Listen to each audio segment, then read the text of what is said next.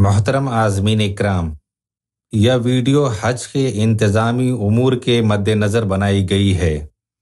مذہبی امور، اعمال و مسائل کے لیے اپنے علماء اکرام سے رابطہ قائم کریں۔ مکہ مکرمہ وہ پاکیزہ شہر ہے جہاں بیت اللہ یعنی خانہ کعبہ واقع ہے۔ حدیث میں ہے کہ بیت اللہ پر پہلی نظر پڑنے کے وقت جو دعا مانگی جاتی ہے وہ اللہ تعالیٰ ضرور قبول فرماتے ہیں۔ اسلام کا اہم رکن حج، جو تمام صاحب استطاعت مسلمانوں پر زندگی میں ایک مرتبہ فرض ہے، وہ یہیں ادا کیا جاتا ہے۔ یہی وہ مقدس شہر ہے جہاں پر حضور صلی اللہ علیہ وسلم کی ولادت باسعادت ہوئی۔ حج کے ایام کی بہترین اور افضل ترین عبادت طواف کعبہ ہے۔ کثرت سے طواف کیجیے، نماز پنجگانہ باجماعت حرم میں پڑھیے اور مکہ مکرمہ کے دیگر مقدس مقامات کی زیارت بھی انہی ایام میں کیجیے۔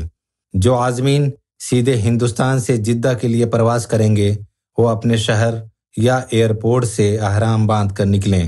البتہ وہ عازمین جو سیدھے ہندوستانی ایئرپورٹ سے مدینہ منورہ کے لیے پرواز کریں گے ان کے لیے احرام کی قید نہیں ہے۔ مکہ مکرمہ کے قیام کے دوران حجاج کرام، معلم اور ہندوستانی حج کمیٹی اور consulate general of India Jeddah کے عملے کے زیر نگرانی ہوتے ہیں۔ مکہ مکرمہ پہنچتے ہی معلم کی طرف سے آپ کو پیلے رنگ کا بریسلیٹ، کارڈ اور دیگر کاغذات سونپے جائیں گے جس پر معلم کا نام، موبائل نمبر اور ٹیلی فون نمبر درج رہیں گے۔ عازمین ہر وقت ان کو پہنے رکھیں۔ اسی کے ساتھ ہی ہندوستانی حج کمیٹی کی طرف سے دیے گئے ترنگی ڈوری والے شناختی کارڈ کو بھی ہر وقت گلے میں پہنے رکھیں، کیونکہ حاجی یا حجین کے کھو جانے کی صورت میں یہ بہت کارگر ثابت ہوتا ہے۔ مکہ مکرمہ پہنچنے کے 3-4 روز کے بعد معلم آفس کی طرف سے ہر عازمین حج کو ایک شناختی کارڈ دیا جائے گا جس میں آپ کے مکہ مکرمہ میں قیام کے دوران کی تمام معلومات اور تفصیلات درج ہوں گی۔ معلم کے دیے گئے شناختی کارڈ، بریسلیٹ اور حج کمیٹی کے ذریعے دیے گئے کڑے کو سنبھال کر رکھیں، کیونکہ مجمع کثیر میں یہ کارڈ اور بریسلیٹ ہی آپ کی شناخت ہوگی۔ مکہ مکرمہ میں حجاج کے قیام کی مدت 25 سے 30 دن تک رہے گی، لہٰذا یہاں قیام کے دوران کچھ ضروری باتوں کا خیال رکھیں، جیسے جدہ پہنچنے اور ایئرپورٹ کی کارروائیوں کے بعد بس کے ذریعے آپ کو آپ کی رہائش گاہ پر لایا جائے گا۔ مکہ پہنچ کر کوشش کریں کہ جلد از جلد عمرہ کی ادائیگی سے فارغ ہو جائیں۔ جدہ ایئرپورٹ سے لے کر ہندوستان واپسی تک آپ کو ہر جگہ، جیسے کہ آپ کی قیام گاہ، بس اسٹینڈ، حرم شریف کے ارد گرد میٹرو اسٹیشن، مشاعر و دیگر اہم مقامات پر وزارت اقلیتی امور، حکومت ہند، حج کمیٹی آف انڈیا اور consulate general of India Jeddah کا سرکاری عملہ اور خادم الحجاج آپ کی خدمت اور رہنمائی کے لیے موجود رہیں گے۔ آپ ان کی خدمات سے فائدہ اٹھائیں۔ اپنے کمرے میں پہنچ کر اپنے سامان کی جانچ کریں اور کسی سامان کے غائب ہونے کی صورت میں ہندوستانی حج مشن کے کسی قریبی برانچ آفس یا گمشدہ سامان سیل سے رابطہ قائم کریں۔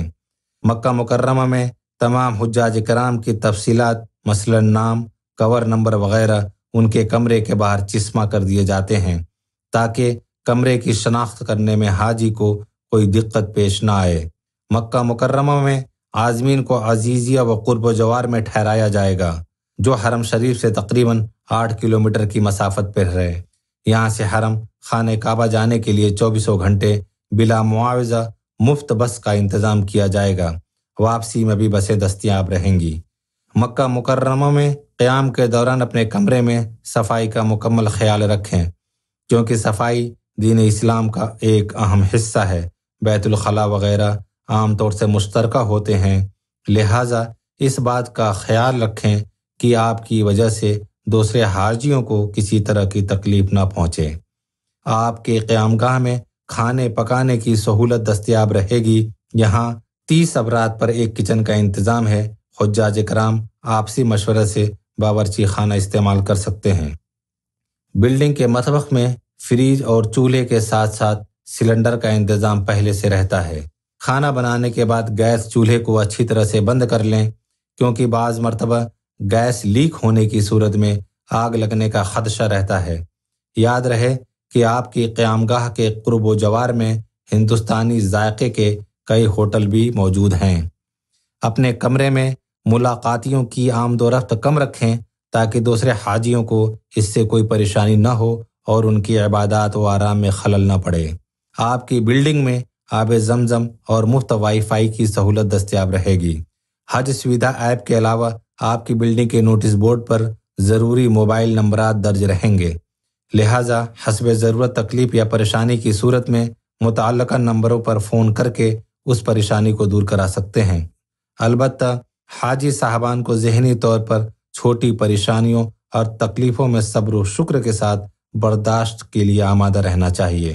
کمرے سے باہر نکلنے سے قبل اپنی امانت، رقم اور دیگر قیمتی سامان کسی مناسب اور محفوظ جگہ پر رکھ دیں۔ خیال رہے کہ بڑی رقم لے کر مسجد حرام یا اور کسی بھیڑ والی جگہ جانے سے پرہیز کریں۔ تمام عازمین کو مشورہ دیا جاتا ہے کہ سعودی عرب میں ٹیکسی کا سفر کرنے کے لیے ان ٹیکسیوں کا انتخاب کریں جن کے اوپر عربی میں اجرا اور انگریزی میں ٹیکسی لکھا ہوتا ہے۔ تنہا ٹیکسی وغیرہ میں سفر نہ کریں۔ ٹیکسی میں پہلے مرد سوار ہوں اور بعد میں خواتین کو سوار کریں، اور اترتے وقت خواتین کو پہلے اتاریں اور بعد میں مرد اتریں۔ عازمین یہ یاد رکھیں کہ ہر جگہ ہر قسم کے افراد ہوتے ہیں، احتیاط برتیں، بیدار رہیں۔ باہر نکلتے وقت اپنی رہائشی عمارت اور محلے کا نام یاد رکھیں۔ اکثر عمارتوں کے وزٹنگ کارڈز میں اس بلڈنگ و علاقہ کا نام، نقشہ و ٹیلی فون نمبرز دیے گئے ہوتے ہیں۔ ان کارڈز کو بھی اپنے ساتھ رکھیں۔ بہتر ہوگا کہ اپنے موبائل میں اپنے رہائشی بلڈنگ کا لوکیشن محفوظ کر لیں۔ حرم شریف کے صحن، مطاف اور اس کے علاوہ مکہ شریف میں زمین پر پڑی ہوئی کسی بھی جگہ کوئی بھی چیز ہرگز نہ اٹھائیں، چاہے آپ کا ارادہ کتنا ہی نیک کیوں نہ ہو۔ آپ کے ایسا کرتے ہی سرقہ یعنی چوری کے جرم میں آپ گرفتار کر لیے جائیں گے، اور اکثر ان حالات میں صفائی دینا بھی حجاج کے لیے عربی زبان نہ سمجھنے کی صورت میں مشکل ہو جاتا ہے۔ ماضی میں کئی ایسے واقعات رونما ہو چکے ہیں۔ سعودی قانون کے مطابق ہر حاجی اپنے فنگر پرنٹس کے ذریعے صرف ایک سم کارڈ خرید سکتا ہے۔ اس لیے مخلصانہ مشورہ ہے کہ ہر گروپ میں ایک شخص اپنے ہندوستانی سم کارڈز کو انٹرنیشنل رومنگ کروا لے تاکہ سعودی عرب پہنچ کر اپنے عزیز و اقارب اور رشتہ داروں سے رابطہ قائم کرنے میں دشواری نہ ہو۔ مکہ مکرمہ پہنچنے کے بعد یہاں پر تعینات ہندوستانی عملے کی مدد سے بھی سم کارڈ خریدے جا سکتے ہیں، اور عام طور پر ہر برانچ آفس کے باہر موبائل کمپنیوں کی طرف سے سم کارڈز بیچنے کے لیے اسٹال لگا رہتا ہے۔ تمام حجاج کرام کے لیے ان کی قیامگاہوں سے حرم شریف کے لیے 24 گھنٹے بس کی خدمات مہیا رہتی ہیں۔ جمعہ اور عشاء کی نماز کے بعد حرم شریف میں اکثر بہت زیادہ بھیڑ ہو جاتی ہے، لہٰذا کوشش یہ رہے کہ ان نمازوں کے بعد بھیڑ سے بچنے کے لیے تھوڑا تاخیر سے حرم سے باہر نکلیں اور نماز جمعہ کی ادائیگی کے لیے حرم شریف جلدی پہنچنے کا اہتمام کریں۔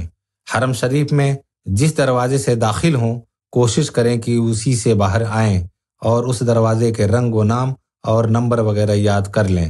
اگر عمرہ کرنے کے دوران آپ کے ساتھ خواتین ہوں تو کوشش کریں کہ عمرہ کی ادائیگی کے درمیان کسی نماز کا وقت نہ پڑے، کیونکہ نماز کے وقت حرم شریف میں مردوں اور عورتوں کے لیے صفوں کا علیحدہ انتظام رہتا ہے، جس سے ایک دوسرے کا ساتھ چھوٹنے کا اندیشہ رہتا ہے، اور عمرہ پورا کرنے کے بعد ملنے کے لیے کوئی مناسب جگہ تجویز کر لیں تاکہ بعد میں کسی کے بھی گم ہونے کا ڈر نہ رہے۔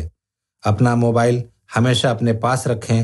چشمہ استعمال کرنے والے حضرات ایک سے زیادہ چشمہ رکھنے کا اہتمام کریں اور دھوپ میں دھوپ والے چشمے کا استعمال کریں۔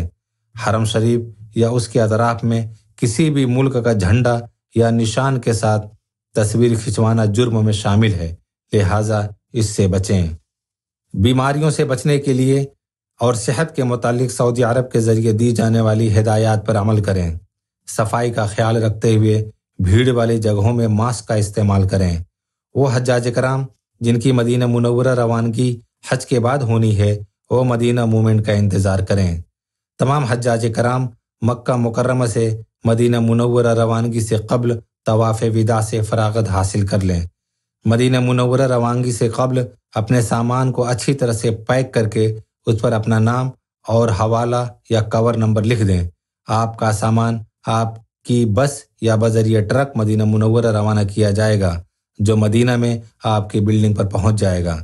ایسے حجاج کرام جن کی روانگی جدہ ایئرپورٹ سے ہونی ہے، وہ فلائٹ سے 30 گھنٹہ قبل سامان تیار کر لیں، کیونکہ فلائٹ سے 24 گھنٹے قبل ان کا فی حاجی 40 کلو چیک ان سامان وزن کر کے فلائٹ ٹیکس چسپاں کر کے ایئرپورٹ کے لیے روانہ کر دیا جائے گا۔ روانگی سے قبل حجاج کرام کو فی حاجی صرف 7 کلو وزن کا ہینڈ بیگ لے جانے کی اجازت ہے۔ تمام حاجیوں کو فی حاجی 5 لیٹر زمزم ہندوستانی ایئرپورٹ پر ہی سونپنے کا انتظام رہے گا، لہٰذا حجاج کرام کو ہدایت دی جاتی ہے کہ زمزم اپنے ساتھ نہ لے کر جائیں، خاص طور پر زمزم اپنے بیگ وغیرہ میں بالکل نہ رکھیں، کیونکہ اس کی وجہ سے آپ کا سامان ایئرپورٹ پہ ہی روکا جا سکتا ہے۔ اللہ تعالیٰ آپ کے حج کو آسان بنائے اور آپ کو حج مبرور کی سعادت نصیب کرے۔